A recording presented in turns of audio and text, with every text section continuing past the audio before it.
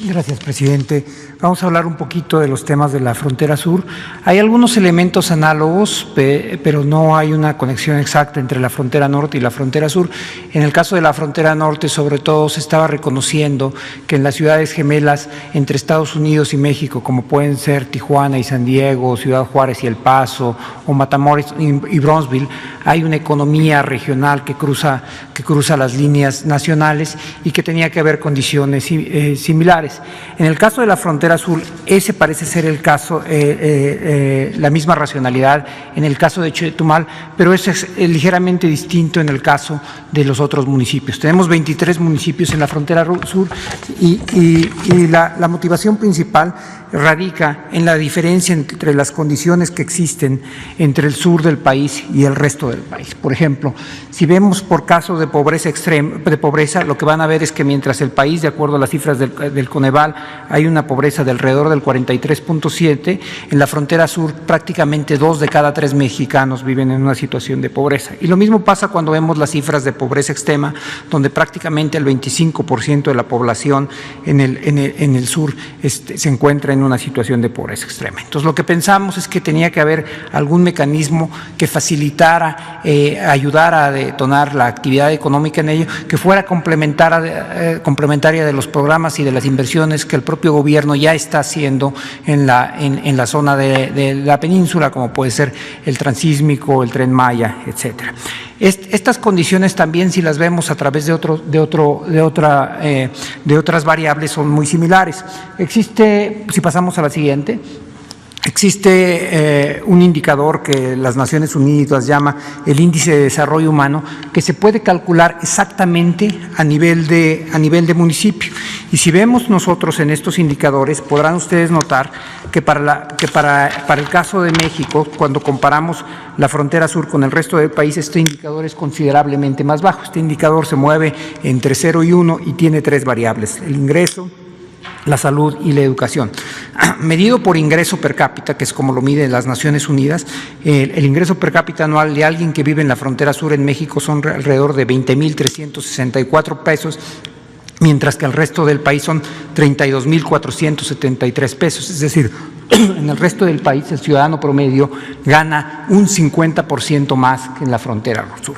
Así es que estos elementos, el conjunto de las condiciones socioeconómicas más las necesidades históricas y la vocación de Otompe Blanco, fueron lo que nos llevaron a reflexionar que teníamos que dar un tratamiento similar entre la frontera norte y la frontera sur. Ahora, es un poquito más complejo en la frontera sur que en la frontera norte, porque tenemos 2 países vis a vis solamente 2 países, Guatemala y Venezuela, vis a vis en la frontera norte, donde solamente tenemos un país, Estados Unidos. Entonces, eso nos hace que tengamos un tratamiento ligeramente distinto al procesar los estímulos en la frontera norte. Entonces, voy a hacer referencia muy particular al caso de Chetumal después. Entonces, primero voy a hacer referencia a todos los municipios que están en la frontera sur, excepto Chetumal, y cómo los vamos a tratar. Son los que se encuentran ahí pintados en color lila. Son 22 municipios que tienen frontera con Guatemala, cruzan, como el presidente señaló, 3 entidades: Chiapas, Tabasco y Campeche, y lo que estamos proponiendo, que estos sí es muy similar a lo de la frontera norte, es una reducción del IVA del 16 al 8%, una reducción del impuesto sobre la renta del 30 al 20% y un estímulo del IEPS a gasolinas para igualar los precios en la frontera. Los precios, al igual que lo que ocurría en la frontera norte, los precios del lado mexicano son distintos del lado guatemalteco, y de hecho lo que encontramos es contrabando de gasolina de Guatemala a granel hacia México. El caso de Chetumal es diferente. Entonces, en el caso de Chetumal tenemos que dar un tratamiento distinto, inclusive porque históricamente tuvo un desarrollo con características que lo hacían diferente. Hasta hace relativamente no mucho tiempo, Chetumal era una zona aislada del país, y entonces lo que ni siquiera se podía garantizar es que llegaran la provisión de bienes del país, y se buscó entonces en 1934 que hubiera una zona libre para que una parte importante del abasto de bienes llegara a través de Belice, dado que era muchísimo más complejo llevarlo del centro del país. Y este fue el estatus que mantuvo Chetumal entre 1934 y 1993. En el momento en que se firma el Tratado de Libre Comercio, esto dejó de operar.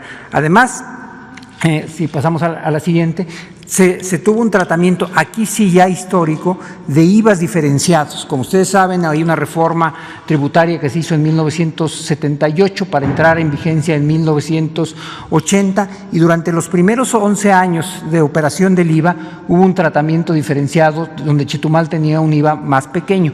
Esto cambió en 1992, pero solamente operó por dos años más. Cuando el IVA aumenta nuevamente en el país y sube a un 15%, el IVA se quedó en Chetumal en un 10%, de tal forma que la mayor parte, a lo largo de la historia de existencia del IVA, en general ha habido un IVA diferenciado en Chetumal, donde ha sido mucho más pequeño. Entonces, ¿cuáles son las medidas que entrarían a vigor a partir del 1 de enero del 2021 para la zona libre de Chetumal? Son las siguientes. Si quieres pasamos a la primera. Sería exención del impuesto general de las importaciones, y esto es a lo que se refería el presidente. Hay una aspiración histórica, yo diría incluso de añoranza de la gente de Chetumal, de regresar a lo que fue el motor de su economía por muchos años. Aun cuando el impacto del impuesto general a las importaciones es menor a partir del Tratado de Libre Comercio y afecta de manera ya en la práctica solamente a los países con los que nosotros no tenemos tratados de libre comercio, es un referente muy importante del desarrollo de la economía del municipio, y ha sido en ese sentido un reclamo. Y estos dos primeros componentes, la exención del impuesto general de las importaciones y la exención del derecho del trámite aduanero, es lo que permite restablecer en los hechos a Chetumal como una zona franca. Asimismo, están las otras dos reducciones, la del IVA del 16 al 8%, que lo pone en línea con lo que había sido, no solamente con el estímulo que estamos dando en la frontera norte, sino con el tratamiento diferenciado que históricamente había tenido Chetumal, y lo que sí es novedoso es la reducción del impuesto sobre la renta del 30 al 20%. Entonces, si lo me permite el presidente, quisiera hacer un resumen de todos los instrumentos que estamos presentando. Lo que estamos hablando para frontera norte y frontera sur son 4 decretos. El primero es la ampliación de la vigencia del decreto de estímulos en la frontera norte. El segundo es el decreto de estímulos fiscales en la frontera sur. El tercero es el decreto de estímulos del IEPS de la gasolina en la frontera sur, y finalmente el cuarto sería el decreto que establece los beneficios arancelarios en la zona libre de Chetumal.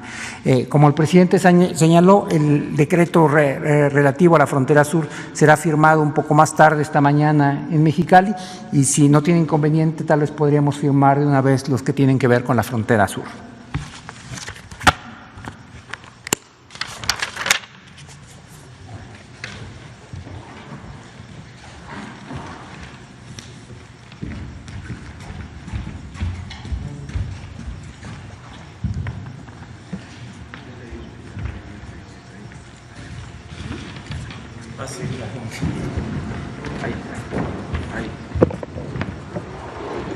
Vamos a invitar al presidente de la Concanaco que nos acompañe, José Manuel.